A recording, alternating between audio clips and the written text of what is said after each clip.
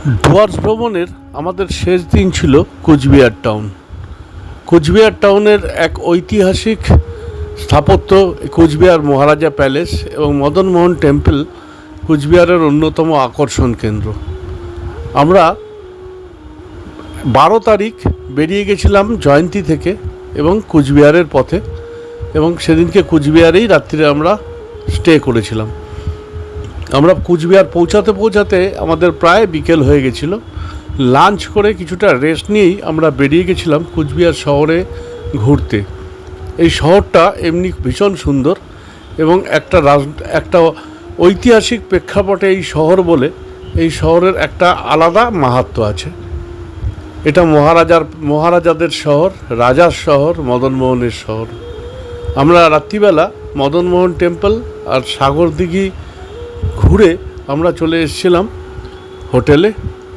রাত্রিরে রেস্ট নিয়ে পরের দিন সকালে আমরা বেরিয়ে গেছিলাম কোচবিহার রাজবাড়ি প্যালেস দেখতে, এবং এই রাজবাড়ি প্যালেস কিন্তু ভীষণ সুন্দর।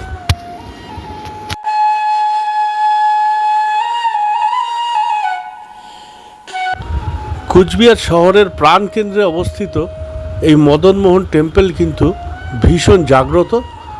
আর আমরা সবাই জানি কোচবিহারের রাসমেলা সারা ভারত বিখ্যাত। এই মদনমোহন মন্দিরের পরিবেশটা কিন্তু সন্ধেবেলা ভীষণ সুন্দর ছিল।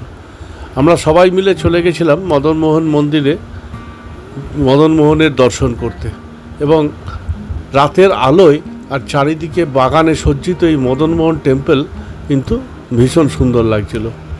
আর এই মদনমোহন টেম্পলের উল্টো দিকেই ছিল ভৈরবী দিঘি। এই ভৈরবী দিঘিটাও কিন্তু ভীষণ সুন্দর। এমনিতেই কোচবিহারে এই রাজার শহর বলে বেশ কিছু দিঘি আছে, তার মধ্যে সবথেকে উল্লেখযোগ্য ছিল সাগর দিঘি।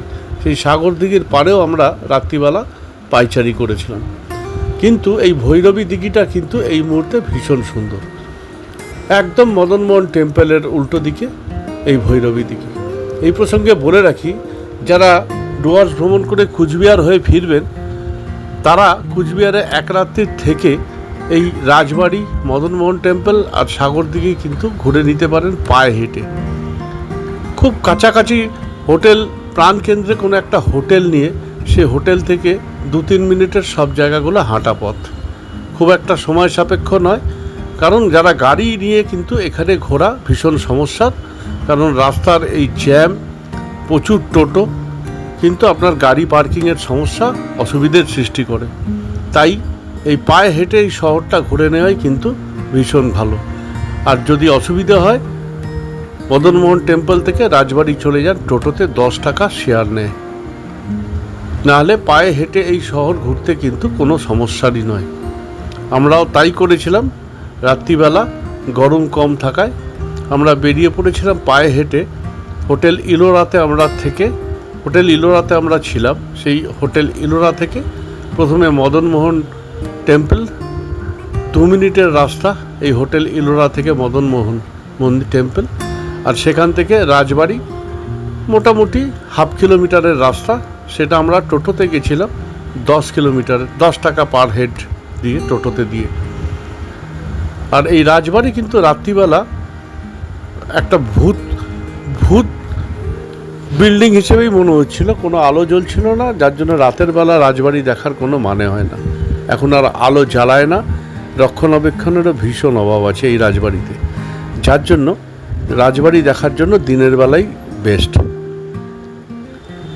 কোচবিহার শহরের হোটেলগুলো অসংখ্য হোটেল আছে, এবং পুরো হোটেলগুলোই শহরের মাঝখানে কেন্দ্রিক একদম হোটেলগুলো।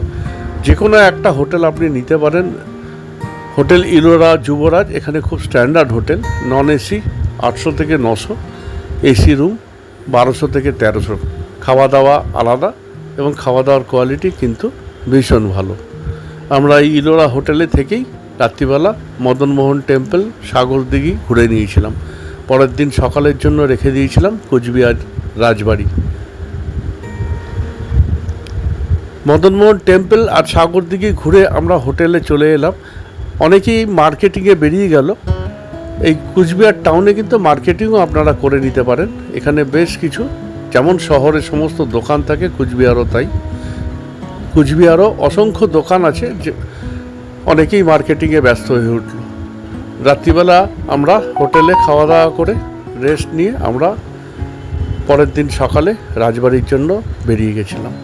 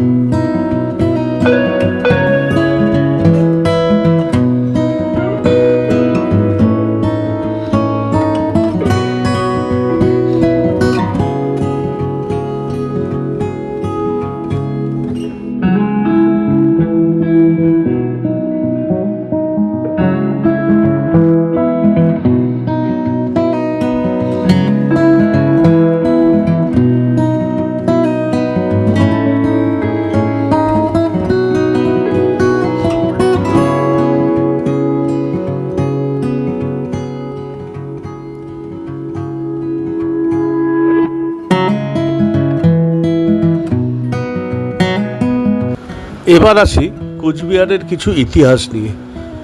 কোচবিহার শহর আমাদের পশ্চিমবঙ্গের একটা ডিস্ট্রিক্ট, কোচবিহার ডিস্ট্রিক্টের ডিস্ট্রিক্ট টাউন, এবং এই Cooch Behar gateway of north east, এইখান থেকেই নর্থ ইস্টের সমস্ত জায়গার কিন্তু অ্যাভেলেবেল বাস সার্ভিস এবং ট্রেন সার্ভিস আছে, যার জন্য মণিপুর, মেঘালয়ে আমাদের সেভেন সিস্টার যে নর্থ ইস্ট বলি, সেই নর্থ ইস্টের জন্য কিন্তু কোচবিহার বেস্ট অপশান এখান থেকে যাওয়ার জন্য।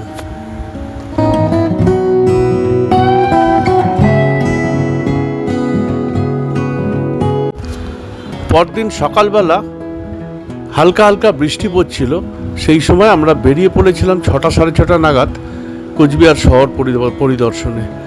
এবং এই সাগর দিঘির চারধার দিয়ে এইখানে হাঁটতে কিন্তু সকালবেলা ভীষণ ভালো লাগছিল।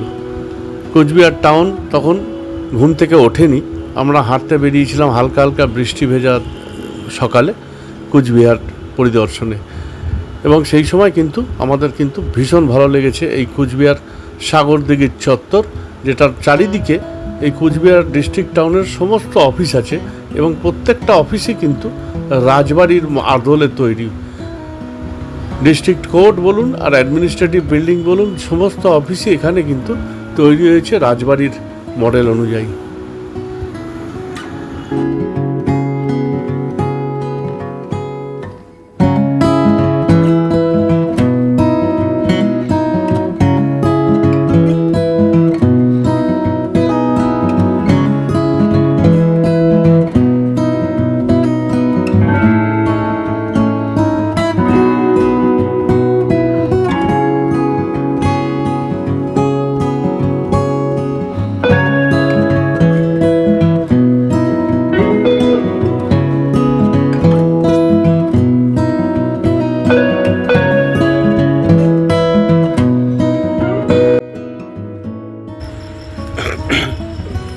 আজকে আমাদের ট্যুরের শেষ দিন, কোচবিহার রাজবাড়ি দর্শন করতে এসেছি আমরা সবাই মিলে।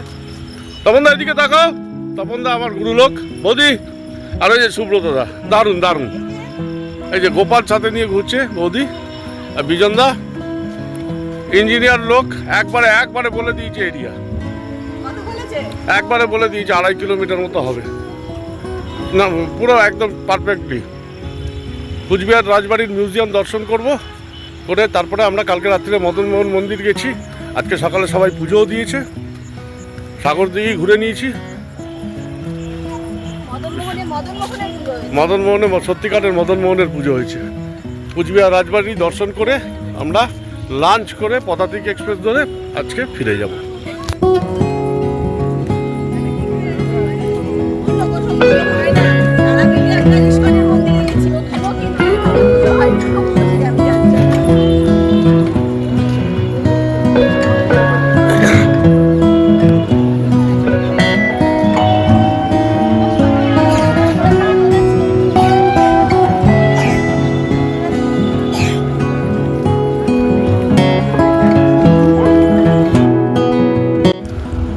কুচবিহার রাজবাড়ি পরিদর্শনে আমরা সকালে ইলোরা হোটেলে 9:30 নাগাদ ব্রেকফাস্ট করে বেরিয়ে পড়েছিলাম। মেঘলা আকাশ, তবে গরম ছিল, গরমটা ব্যবসা একটা গরম ছিল, কিন্তু বৃষ্টিও হচ্ছিল না, কিন্তু মেঘলা আকাশে আমাদের ভালোই লাগছিল। এই কুচবিহার রাজবাড়িতে প্রবেশ মূল্য হচ্ছে 25 টাকা পার হেড, আর বিদেশিদের জন্য 300 টাকা। এবারে আসি কুচবিহার রাজবাড়ির কিছু ইতিহাস সম্বন্ধে। কুচবিহার শহর, এই রাজবাড়ি প্রতিষ্ঠিত হয়েছিল 1867 সালে রাজা নৃপেন্দ্র নারায়ণের হাত ধরে। এই বিল্ডিং রাজা নৃপেন্দ্র নারায়ণ তৈরি করেছিল 1867 সালে, এবং এটা বাকিংহাম প্যালেসের অনুকরণে তৈরি। কুচবিহার অ্যাকচুয়ালি কোচ ডাইনেস্টি 1600 শতকে এইখানে প্রথম রাজা রূপনারায়ণ এই কুচবিহার ডাইনেস্টির প্রথম এখানে আসেন। তারপরে এই বিল্ডিংটা তৈরি করেন, আধুনিকীকরণ করেন এই কুচবিহার শহরকে রাজা নৃপেন্দ্র নারায়ণ। যার জন্য রাজা নৃপেন্দ্র নারায়ণ কুচবিহার শহরে কিন্তু ভীষণভাবে পপুলার। এবং পরবর্তী ক্ষেত্রে 1949 সালে ব্রিটিশ শাসন থেকে যখন মুক্ত হয়েছে ভারতবর্ষ, তখন কুচবিহার জগদ্দীপেন্দ্র নারায়ণ ছিল কুচবিহারের রাজা। সেই জগদ্দীপেন্দ্র নারায়ণের সাথে ভারতীয় ইন্ডিয়ান গভর্নমেন্টের চুক্তি হয়, এবং কুচবিহার তখন পুরো কুচবিহার টাউন, ডিস্ট্রিক্ট টাউন পুরোপুরি ভারতবর্ষের হাতে উনি স্যারেন্ডার করেন।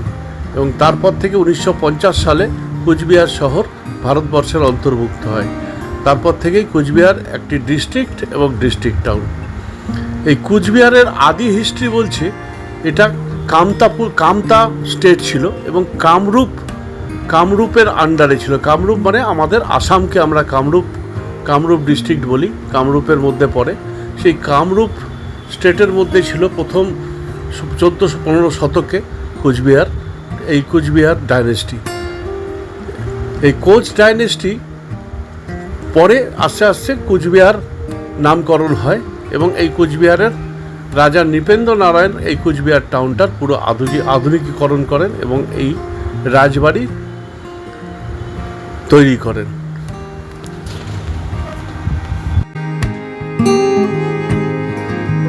(1771 সালে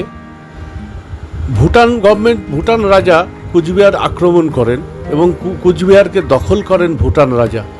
পরবর্তী ক্ষেত্রে এই কোচ ডাইনেস্টির রাজা ব্রিটিশ শাসনের কাছে সমর্পণ করেন, এবং তা ব্রিটিশ গভর্নমেন্ট তখন কুচবিহারকে ভুটান শাসন থেকে মুক্ত করে ভুটানিজদের হাত থেকে রক্ষা করে নিজেদের দখলে নেয়। পরবর্তী ক্ষেত্রে কুচবিহারের রাজার কন্ট্রোল এই পুরো ব্রিটিশ গভর্নমেন্টের আন্ডারেই ছিল, যদিও রাজ পরিবারের আলাদা একটা স্বতন্ত্র বৈশিষ্ট্য ছিল।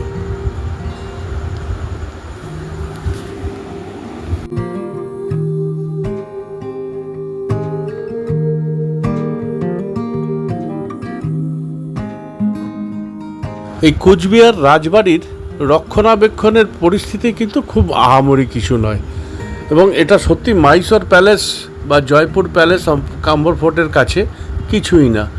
এর তদারকির এবং এর রক্ষণাবেক্ষণ কিন্তু সেরকম একটা স্ট্যান্ডার্ডের নয়, এবং খুব ছোট্ট মিউজিয়ামটাও খুব অল্প পরিসর নিয়ে দেখানো হয়। বেশিরভাগ অংশটাই যেখানে বন্ধ থাকে, যেখানে ঢুকতে দেওয়া হয় না। এই কুচবিহার রাজবাড়ির আরেকটা হিস্ট্রি হচ্ছে, এই কুচবিহার রাজবাড়ি তৈরি করেছিলেন যিনি রাজা নৃপেন্দ্র নারায়ণ।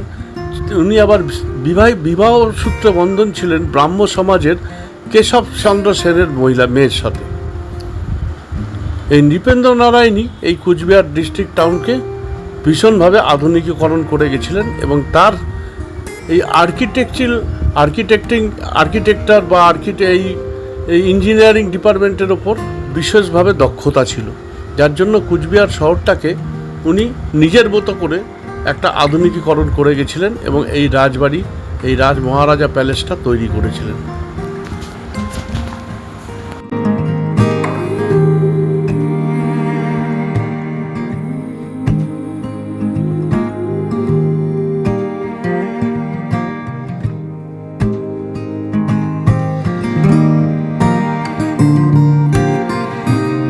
কুচবিহার রাজবাড়ি চত্বরে যে বাগান আছে সেই বাগানটাও কিন্তু শীতকালে কিন্তু ভীষণ সুন্দর, যদিও বর্ষাকালে এখন জল থাকাতে বাগানে প্রবেশ করা যায়নি, কারণ সাপ টাপের উপদ্রব থাকতে পারে, কিন্তু শীতকালে এই বাগানটা কিন্তু ফুলে ভরে যায়।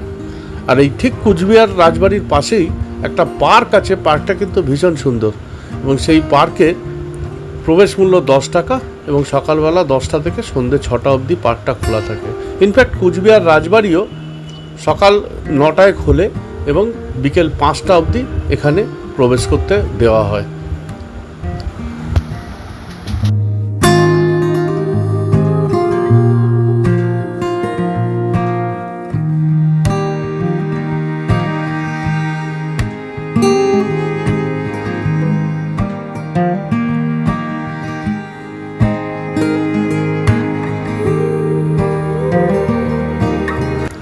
কুচবিহার রাজবাড়ি দেখে আমরা ফিরে এসেছিলাম সবাই হোটেলে। হোটেল ইলোরাতে আমাদের দুপুরে লাঞ্চের ব্যবস্থা ছিল। আমরা সেখানে লাঞ্চ খেয়ে আমরা কিছুক্ষণ রেস্ট নিয়ে বেরিয়ে গেছিলাম পদাতিক এক্সপ্রেস ধরতে। এই 5 দিন 5 নাইট 6 ডেজ আমাদের দেখতে দেখতে কেটে গেছিলো এই 24 জনের একটা ফ্যামিলি নিয়ে, এবং সবাই এত বেশি আনন্দ করেছিলাম যে আমাদের ফেরার সময় কিন্তু নিউ কুচবিহার স্টেশনে যখন আমরা পৌঁছেছি ট্রেন ধরতে, তখন কিন্তু সবারই মন খারাপ। আমরা অপেক্ষা করে থাকব আবার আগামী দিনে সবাই মিলে আবার নতুন কোনো গন্তব্যের পথে এগিয়ে যাওয়ার জন্য। আজকে এই 5 নাইট 6 ডেজ ডুয়ার্স, বর্ষার ভয়াবহ ডুয়ার্স আর এই কুচবিহার এখানেই শেষ। আগামী পর্বে আমরা খুব শীঘ্রই আমি আসছি বারাণসী, বাঙালির প্রিয় ভ্রমণ জায়গা বারাণসীর তথ্য নিয়ে এবং ভ্রমণ গাইড নিয়ে। দেখতে থাকুন।